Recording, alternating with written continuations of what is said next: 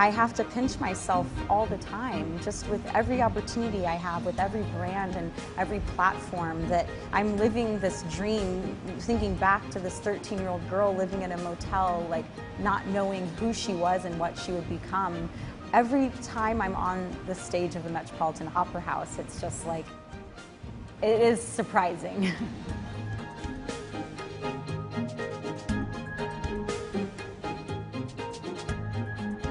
Struggling the way that I did in my family environment, growing up one of 6 children, living in situations that weren't always ideal, music seemed to be that escape for me always. And it was at the age of 7 that I started to create movement to music.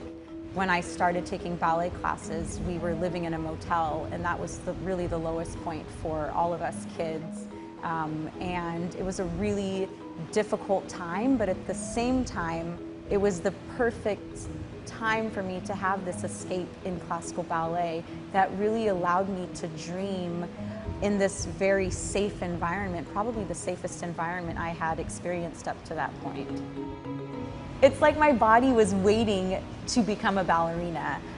The second I started dancing, my body transformed. I started to develop muscles in places that I didn't know was possible. So I knew pretty quickly that this isn't just, you know, the little choreography I'm doing in my room to Mariah Carey. Like, this stuff is physical, and it's hard, and it's athletic. And I remember getting into arguments with my brothers, trying to explain to them that this is just as difficult as basketball or football or anything that you guys are doing.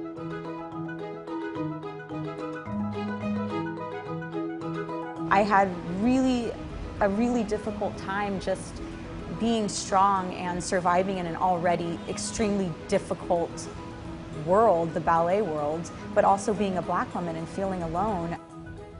It's just been this stigma in the classical ballet world for generations that Black women don't belong in the white act, they don't belong in the corps de ballet because they don't fit in. Hearing all of those things, and of course having the amazing mentors that I've had in my life, gave me this added fire.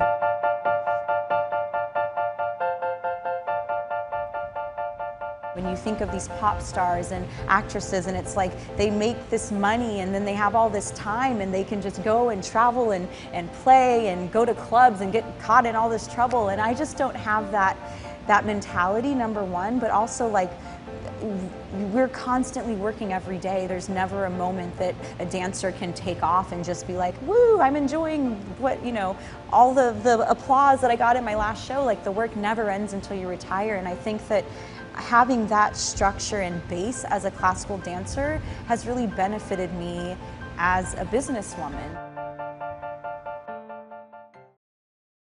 Hey YouTubers, are you looking to land your dream gig or start your own business? Well, you found the right place. You can learn from fellow entrepreneurs and peers that are embarking on their own journeys. Subscribe by clicking right here, and click on all the videos around me or the eye right here to join CNBC on the journey to make it. We're going to motivate and inspire you, but you'll have to bring the fire.